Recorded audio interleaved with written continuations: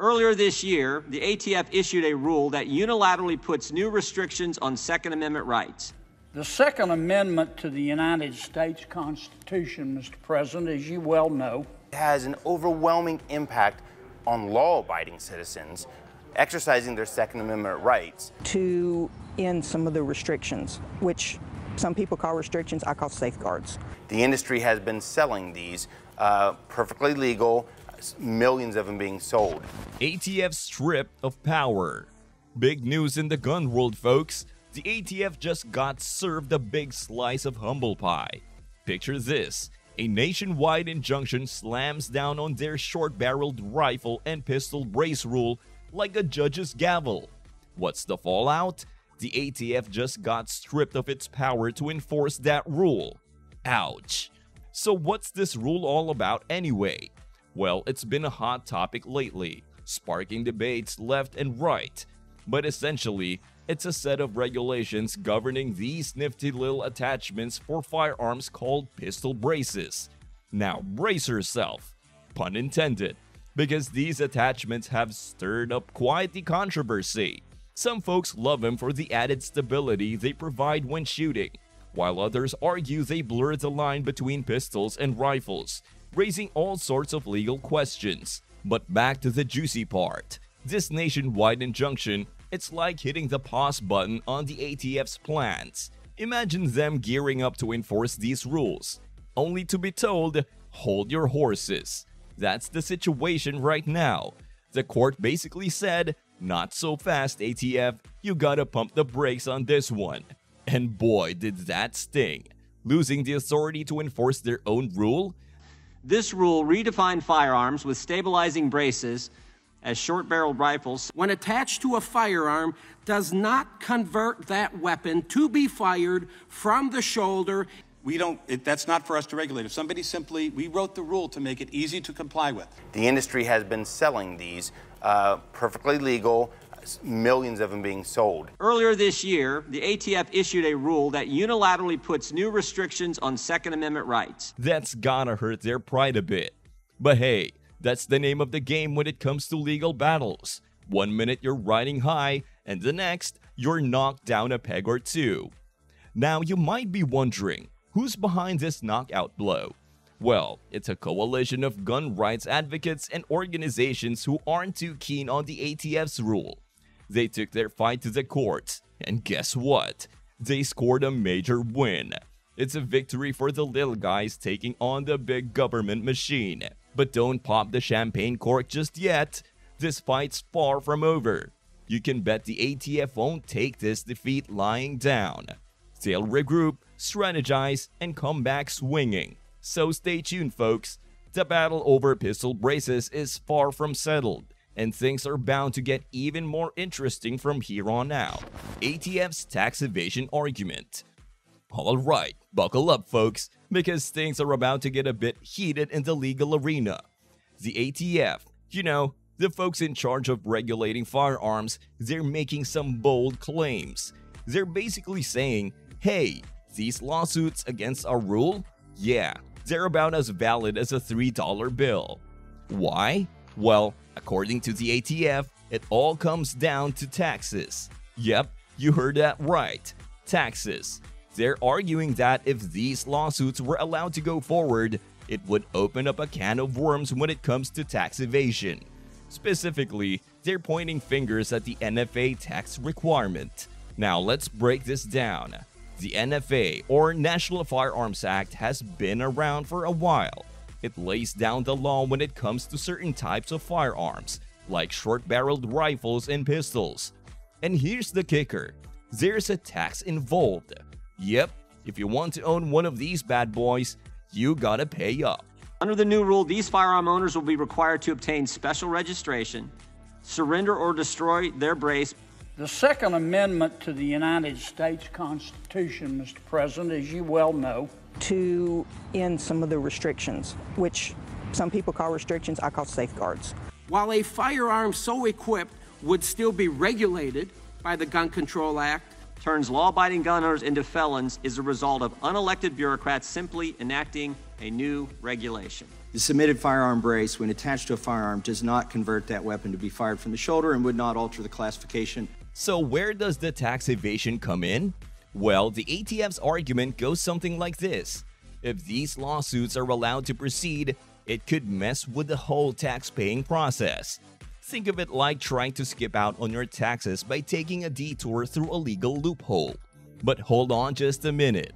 Are these lawsuits really all about dodging taxes? That's the million-dollar question. Critics say it's just a smokescreen, a way for the ATF to dodge the real issues at hand. After all, these lawsuits are about more than just dollars and cents. They're about fundamental rights and the limits of government power. So what's next? Well, you can bet your bottom dollar that both sides are gearing up for a showdown in the courtroom. It's a battle of wits, with the ATF trying to outmaneuver its opponents with a clever legal gambit. But will it hold up under scrutiny? Only time will tell. So grab some popcorn and settle in, folks. This legal drama is far from over. Fifth Circuit appeals. Alright, let's talk strategy, folks. The ATF, they've taken a few hits in the legal ring lately, but don't count them out just yet. Nope. They're dusting themselves off and heading straight for the Fifth Circuit Court of Appeals. Yup, you heard that right. Despite some tough losses in the past, they're rolling the dice and hoping Lady Luck is on their side this time around. The ATF's got their work cut out for them if they want to come out on top. But hey, stranger things have happened, right? The legal world is full of twists and turns, and you never know how things are gonna shake out.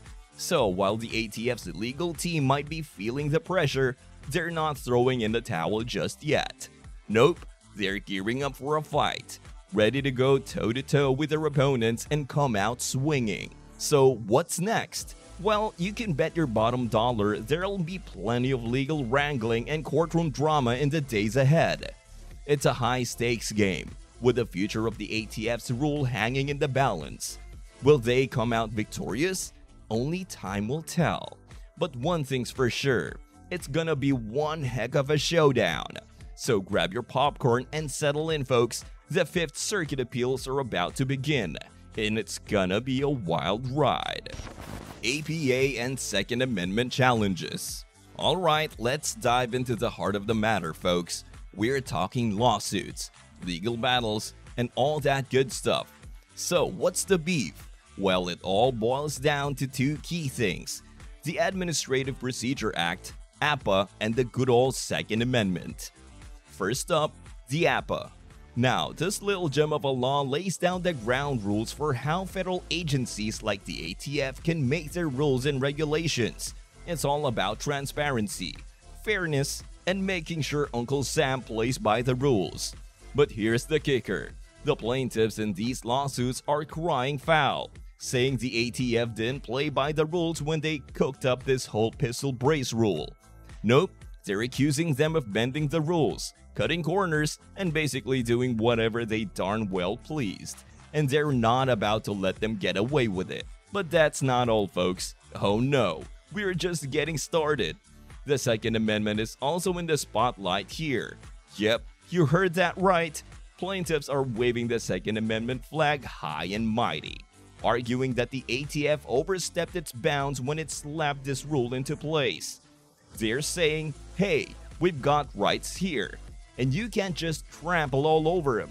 It's a classic case of David versus Goliath, with the little guy standing up to the big, bad government machine. So what's the bottom line? Well, these lawsuits are about more than just pistol braces and paperwork. Nope, they're about fundamental rights, legal principles, and the very foundation of our democracy. The plaintiffs aren't just fighting for themselves, they're fighting for all of us, and they're not about to back down anytime soon.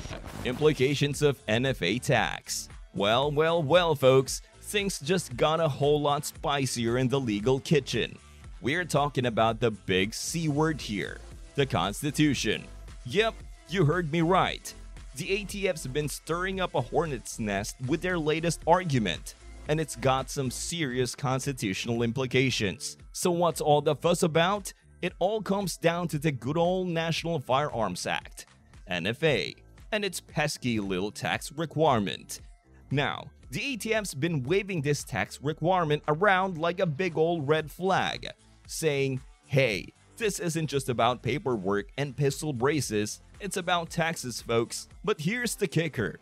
By doing so, they're basically admitting that the NFA is a tax on a fundamental right. It has an overwhelming impact on law-abiding citizens exercising their Second Amendment rights. Thank you, Mr. Chairman. Real quick, I find it interesting that my colleagues have no problem with the ATF going outside its boundaries. Your right to own a gun can also be restricted. You would think the head of the agency tasked with regulating the entire firearms industry. And that, my friends, raises some serious red flags. You see, the Second Amendment, it's like the crown jewel of our Constitution. It's the one that says we've got the rights to bear arms. Plain and simple. But here's where things get sticky. If the NFA is indeed a tax on that fundamental right, well, that's a whole different ballgame. It's like saying, sure, you can exercise your rights, but only if you pay up first. And that, my friends, is a potential conflict with the Second Amendment rights we hold dear. Now, I'm not a legal eagle, but even I can see the writing on the wall here. The ATF's argument, it's like opening Pandora's box. It's shining a spotlight on the shaky ground we're treading on when it comes to gun rights and government power. And let me tell you folks, that's a can of worms you don't want to open. So what's next? Well, you can bet your bottom dollar that the legal eagles on both sides on the fence are gearing up for a fight.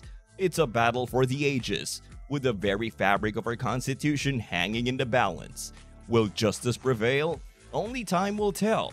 But one thing's for sure, we're in for one heck of a ride. So grab your popcorn and hold on to your hats, folks. The constitutional showdown of the century is about to begin. That's all for this video, folks. See you next time.